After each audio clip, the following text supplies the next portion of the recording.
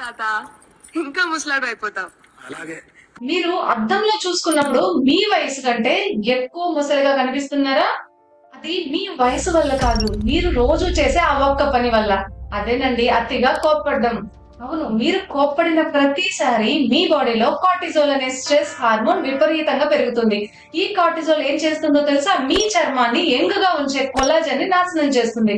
అంటే మీరు ఎంత ఎక్కువగా కోప్పడితే అంత త్వరగా ముసలి వాళ్ళు అయిపోతున్నారు అన్నమాట. దీన్ని ఎలా తెలుసుకోవడం? నెంబర్ 1, ముఖం మీద అకాల ముడతలు రావడం, బ్రింకిల్స్. నెంబర్ 2, కళ్ళ కింద డార్క్ సర్కిల్స్ మరియు అలసటగా అనిపించడం. నెంబర్ 3, చిన్న విషయానికే విపరీతమైన గుండె దడ, బీపీ పెరగడం. మరి దీన్ని ఎలా ఆపాలి? మీ యవ్వనాన్ని ఎలా కాపాడుకోవాలి?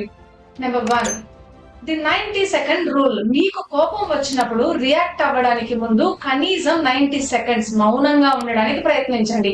ఈ గ్యాప్ లో కార్టిజోల్ లెవెల్స్ మెల్లగా తగ్గిపోతాయి.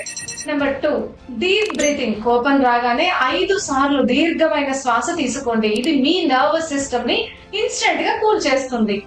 Number 3, magnesium rich foods. పాలకూర, బాదం వంటివి మీ ఫుడ్ లో యాడ్ చేసుకుంటే కోపాన్ని తట్టుకునే శక్తి పెరుగుతుంది.